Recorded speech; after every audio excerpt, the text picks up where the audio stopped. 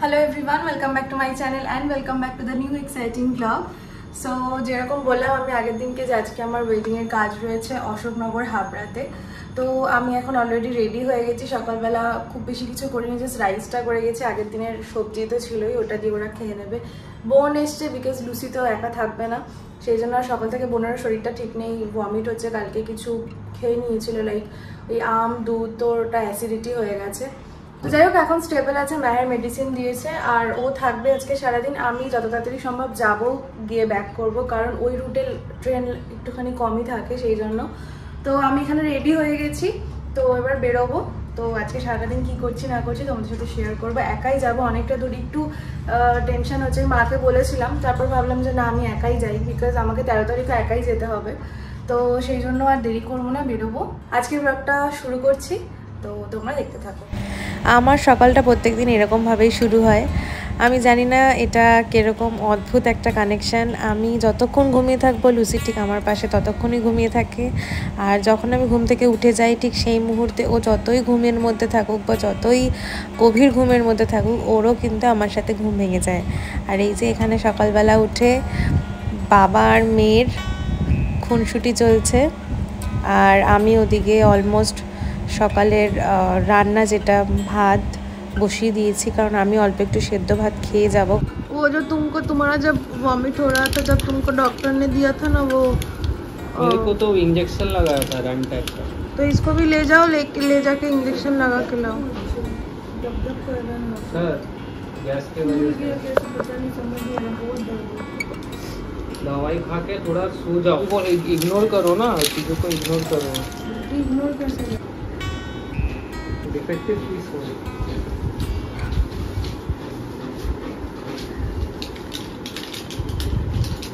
कुछ और सोचो, हिंदी के बारे में मत सोचो। हम नहीं सोच रहे, ওটা আসছে বলেই তো আমি যাচ্ছি, আর শুধু জল বের হচ্ছে। টাটা। क्या सोमू सोमू का उल्टी आना। इसका इसका इसका नया नाम बोल दूं ये ब्लॉग में? नहीं मत बोलो मुझको। इस नासुम इसका नाम ये क्यों रखा, तुमको बोला? चुप कर। हाँ मैंने बोल दिया। क्यों क्यों?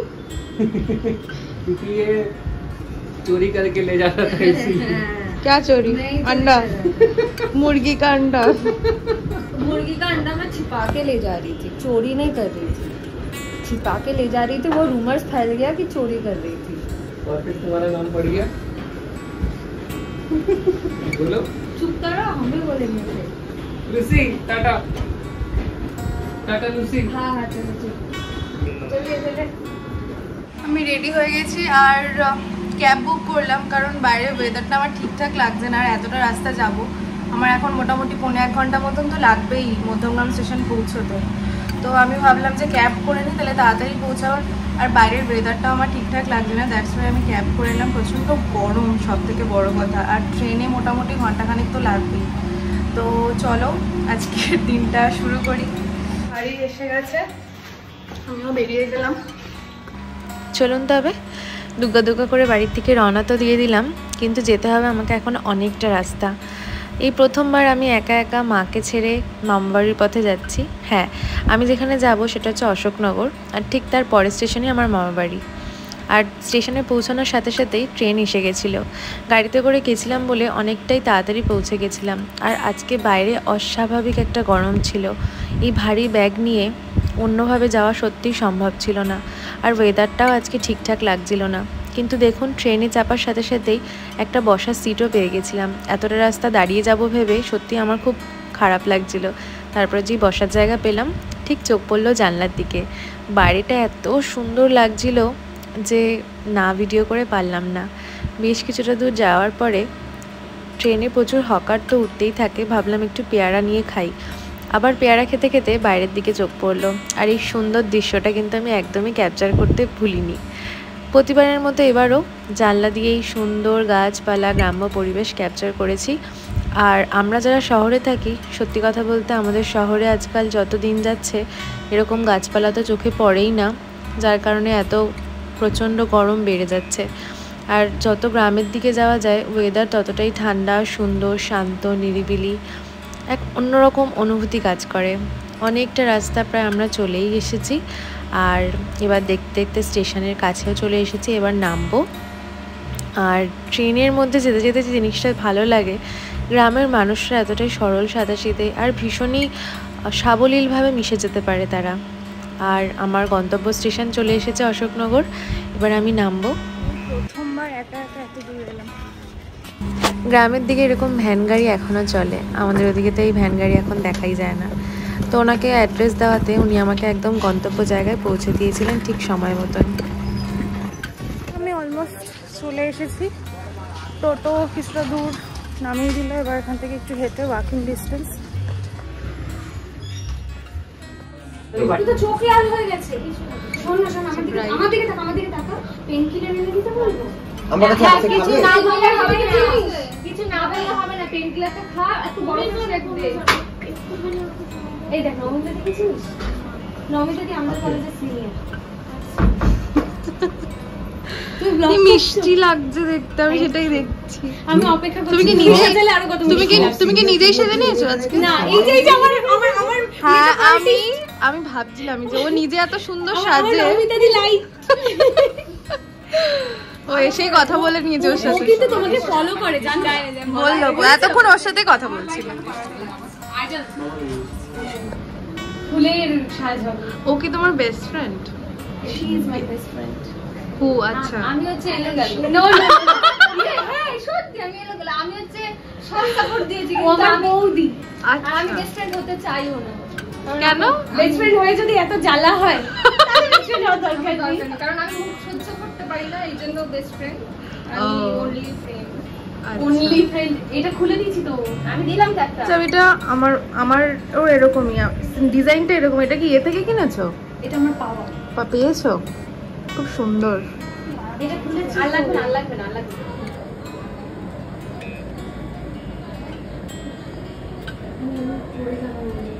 আমার আলমারিটা চলে আসছে না? কি আসছে? না, আমি তোমার মুখটা নি ক্যাপচার করছি। তাকা একবার। থেকে গামছাটা দেখো। এই সাইডের ক্লিপগুলো খুলে দিলে কি খারাপ হয়ে যাবে? না, চুলটা কি বলতো, কিছুই লাগানো নেই, মানে এই যে সামনে থেকে একটা ব্যাপার করেছি, এটা আর হবে। চল, চাবি কোথায়? চাবি না, চল। আচ্ছা, আজকে আমি যাকে সাজাতে এসেছি ওর নাম হচ্ছে সুদেশনা। ভারী মিষ্টি মেয়ে, দেখতেও যেরকম মিষ্টি আর ভীষণ সুন্দর ছবি আঁকে। ওর সাথে আমার পরিচয়, আমার কলেজের জুনিয়র আর আমি ওর সিনিয়র আর কি ব্যাচে। তো সেই সূত্রেই ওর সাথে আলাপ। আর এখানে দেখতেই পাচ্ছ যে ওর স্পেশাল দিনে আমাকে বুক করেছে। আর হেলদি লুকের জন্য কোনো ফ্লাওয়ার আনা ছিল না, তো ওদের বাড়ির ছাদে খুব সুন্দর ফুল ফুটেছিল। তো আমি ওর বান্ধবীকে বললাম যে কানের পাশে ফুলটা দিলে কীরকম লাগে। আর সত্যি কথা, ফ্লাওয়ার একটা এলিমেন্ট অ্যাড করে, আর এতটাই সুন্দর লাগছিল। এমনিতেই ওকে ভীষণ মিষ্টি লাগছিল। টোটাল আউটলুকটা এতটাই সুন্দর ছিল ওর। ওভারঅল নাকে নোলক, একদম সাবেকি ট্রেডিশনাল ব্রাইডরা যেরকম সাজে ও সেরকমই একদম ওর লুকটা রেখেছিল। এবং প্রথম থেকেই ওর একটাই রিকোয়ারমেন্ট ছিল যে দিদি আমাকে যেন আমার মতনই দেখতে লাগে, আমাকে যেন আর্টিফিশিয়াল অন্য কারোর মতন দেখতে না লাগে। তো সেই কথা মাথায় রেখেই আমি ওকে রেডি করেছিলাম। আর এখানে ওর গায়ে হলুদ এখনও হয়নি, আমি সময়ের অনেকটাই আগে পৌঁছে গেছিলাম। আর বিয়েবাড়িতে যেটা হয় কোনোটাই সময় মতন হয়ে ওঠে না। চেষ্টা হয়তো সবাই আমরা করি, কিন্তু কোথাও না কোথাও গিয়ে আমরা ঠিক সময়ে সবটা করে উঠতে পারি না। তার জন্য আমি অপেক্ষা করছিলাম আর ওর এই হেলদি রিচুয়ালসগুলো আমি দেখছিলাম। আর নিজের বিয়ের কথা মনে পড়ছিল যে আমারও বিয়ে হয়েছিল, আমিও এই দিনগুলো কাটিয়েছি।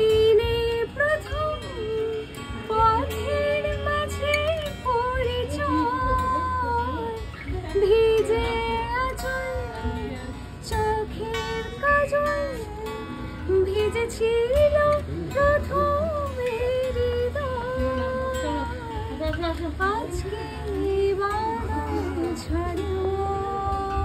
আজকে তার কথা মনে শিশি আনছে।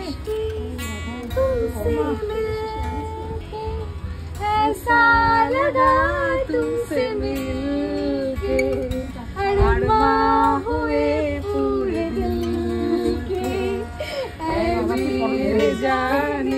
तेरी मेरी मेरी तेरी एक जान है साथ तेरे रहेंगे सदा तुमसे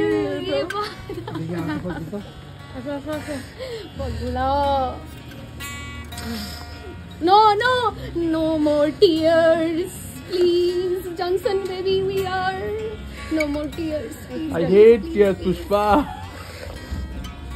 no more tears. বিয়ে প্রত্যেকটা মেয়ের জীবনে যতটা আনন্দের ততটাই দুঃখের, এবং একটা মেয়ে তার বিয়ের দিনকে কতটা ইমোশনালি, কতটা মেন্টালি, কতটা ফিজিক্যালি, কতটা স্ট্রং আর কতটা উইক থাকে, আর কত রকমের মিক্স ফিলিং কাজ করে, সেটা যখন সে বিয়ের পিঁড়িতে বসে বা তার আগের মুহূর্ত যতক্ষণ না আসে ততক্ষণ সে বুঝতে পারে না।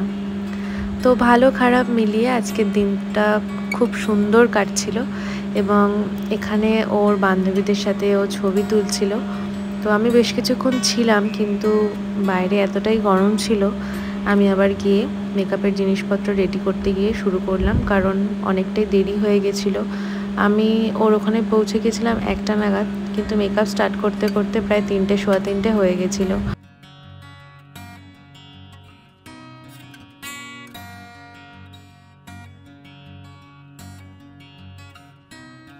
ওর গায়ে হলুদ হচ্ছিল, আর এদিকে আমি নিচে গিয়ে আমার মেকআপের জিনিসপত্র সব রেডি করছিলাম মেকআপ স্টার্ট করব বলে। এরই মাঝখানে ওর এক বান্ধবীকে দিকে আমাকে জোর করে খাওয়ার জন্য পাঠিয়ে দিল। সব দিকে ধ্যান আছে ওর। যাই হোক, লাঞ্চ সেরে এখানে আমি তাড়াতাড়ি করে ওকে রেডি করিয়ে দিয়েছিলাম। আর দীপ্তজিৎ এখানে কলকা করছিল, কারণ ওর সাবেকি কলকা মানে দীপ্তজিতের করা কলকা আমার এক শ্যুটের ছবি ওর পছন্দ হয়েছিল, সেই জন্য দীপ্তজিৎ এখানে এসেছিল কলকা করতে। আর এই যে আজকে আমাদের মিষ্টি সাবেকি ব্রাইড রেডি। তোমরা অবশ্যই আমাকে দেখে কমেন্ট করে জানিও কিন্তু যে আজকে ওর এই ওয়েডিং লুকটা কিরকম লাগলো। মিষ্টি মানে একদম মিষ্টি রসগোল্লার মতন লাগছে। ম্যাম আমার বুড়ি মা বা ছোট মার কাছে দাও। কি মিষ্টি লাগছে, এটার জন্য বেশি মিষ্টি লাগছে, তাই না? এই ব্লগ হচ্ছে নাকি? আমি নেই তাহলে। এসেছিল নবমী দাদি? ও হ্যাঁ, অরুন্ধতে তো। হ্যাঁ, আমি ওর কথাই বলছি। আজকে ও স্পেশাল দিনে ওর মনের মতন ওকে সাজাতে পেরে আমার সত্যি খুব ভালো লাগছিল। সবথেকে বড় কথা, ও ভীষণই ট্রেডিশনাল আর সাবেকি সাজতে চেয়েছিল, আর এই আউটকামটা আসা সত্যিই সম্ভব হয়েছে যে ও আমার উপর বিশ্বাস রেখেছিল এবং আমাকে আমার মতন করতে দিয়েছিল। ডেফিনেটলি ওর কিছু স্পেসিফিকেশন ছিল, যেরকম কলকাটাও বলে দিয়েছিল, আই মেকআপটা কীরকম হবে, কীরকম ওর চাইও বলে দিয়েছিল। আমি ওর জাস্ট পছন্দগুলো মাথায় রেখে নিজের মতন করে ওকে সাজিয়েছি এবং তারপরে এই আউটকামটা এসছে। আমার তো ওকে সাজিয়ে ভীষণ ভালো লেগেছে, আর ওভারঅল লুকটা কমপ্লিট হওয়ার পর এক অন্য রকম লাগছিল। প্রত্যেকে এসে এসে ওর বাড়ির লোকেরা বলছিল যে ভীষণ সুন্দর লাগছে আমার সামনেই, তো সেটা আমার কাছে একটা উপরই পাওনা। যাই হোক, এখন আমি বাড়ির পথে যাব। রাত্রে ডিনার করে আমাকে যেতে বলেছিল বহুবার, কিন্তু যেহেতু অনেকটা দূরে আমাকে রওনা দিতে হবে, তো আমি এবার বাড়ির পথে রওনা দেব। আর ওর বিয়ের যে ডেকোরেশনটা হয়েছিল সেটা আমার প্রথম যখন আমি ঢুকছিলাম ভীষণ চেনা চেনা লাগছিল, কারণ আমার বিয়ের এন্ট্রান্সটাও ঠিক এরকমই হয়েছিল। তো আমার বিয়েতে যে ডেকোরেশন করেছে ঋষিদা, সেই ওর বিয়েরও ডেকোরেশন করেছে, এবং ঋষিদা হাবড়া অশোকনগরেরই ছেলে। তো সেখান থেকে ট্রেন পেয়ে গেছিলাম, তারপর ফেরার পথে মধ্যমগ্রামের ফেমাস উজ্জ্বলদার দোকানের বিরিয়ানি নিয়ে, কারণ এত খাটাখাটনির পরে বাড়িতে গিয়ে আমার একদমই রান্না করার ইচ্ছা, ধৈর্য, মানসিকতা, মন কোনোটাই ছিল না। তো সেই জন্য আমি এখান থেকে উজ্জ্বলদার বিরিয়ানি নিয়ে গেছিলাম আমার জন্য, মেহেরের জন্য আর বোনের জন্য, কিন্তু বোনের শরীর ভালো না বলে বোন খায়নি। আর যাওয়ার পথে ক্যাব করতে হয়েছিল, কারণ অটোতে অনেকক্ষণ ওয়েট করার পরেও অটো পাচ্ছিলাম না। আমি বাড়ি এসে গেছি, আর এখন ঘড়িতে 9টা বাজে। এসে আগে ফ্রেশ হলাম, বিকজ এতটাই আজকে গরম ছিল, মানে ট্রিমেন্ডাস গরম ছিল। আমি মধ্যমগ্রাম স্টেশনে প্রায় 15 থেকে 20 মিনিট অটোতে বসা, বিটি রোডের অটোতে, বাট সামহাও জানি না কেন ওই রুটটাতে আমার এই কারণেই যেতে ইচ্ছা করে না, বিকজ গাড়ি ঘোড়ার প্রচণ্ড মানে কম থাকে, আর এই টাইমটায় তো অটো পাওয়াই যায় না। তো ফাইনালি অনেকক্ষণ ধরে ওয়েট করে আমি তারপর একটা ক্যাব বুক করলাম, বাড়ি এলাম, বাড়ি এসে ফ্রেশ হলাম। আমি যদি এখনও যদি অটোর অপেক্ষায় বসে থাকতাম তাহলে হয়তো এখনও ওখানেই বসে থাকতাম, মানে এখনও বাড়িতে পৌঁছতে পারতাম না। তো চলো আজকে উজ্জ্বলদার বিরিয়ানি, ভাইরাল উজ্জ্বলদার বিরিয়ানি ট্রাই করবো, খেয়ে দেখবো কীরকম। আর প্রচণ্ড খিদেও পেয়েছে, সেই কখন খেয়েছি।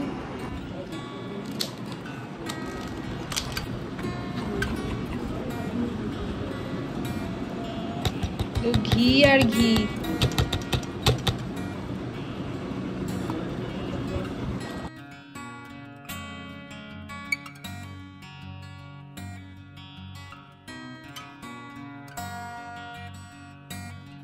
আমি ফার্স্ট টাইম উজ্জ্বলদার বিরিয়ানি খাচ্ছি, ভালো খেতে, বেশ ভালো খেতে, মানে এই প্রাইসে এরকম কোয়ালিটি, এরকম পিস, ওয়ার্থ ইট।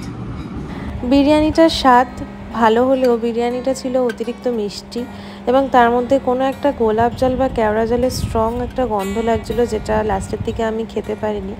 তো বেশিরভাগটাই তুলে রেখে দিয়েছি, কালকে যদি মেহের খাবে, না হলে ফেলানি যাবে। আর বোন এখানে ট্রাই করছিল আমার থেকে নিয়ে কীরকম কি টেস্ট দেখছিল। ডিনার ডান। মেহের ভালো লাগেনি খুব একটা, আমার ভালো লেগেছে মোটামুটি, মানে খুব বেশি মিষ্টি লাগছিলো, আমি জানি না কেন। আর সামহাও একটা স্ট্রং ফ্রেগনেন্স ছিল, যেমন আতর বা গোলাপ জল বা কেওড়া জলের কোনো একটা ফ্রেগনেন্স খুব স্ট্রংলি লাগছিল গলায়। বাট এনিওয়ে, সারাদিন কাজকর্ম করে রাত্রে ডিনার সেরে এখন শুতে যাব, কারণ খুব টায়ার্ড আর রেস্টের দরকার। দেখা হচ্ছে কালকে। আজকের ব্লগটা যদি ভালো লাগে, do like, comment, share and subscribe to my channel. আর আজকের মতন এখানেই তাহলে শেষ করছি। দেখা হচ্ছে পরের একটা নতুন ব্লগে। সবাই খুব ভালো থেকো, সুস্থ থেকো, আর আমাকে এভাবেই ভালোবেসো। টাটা।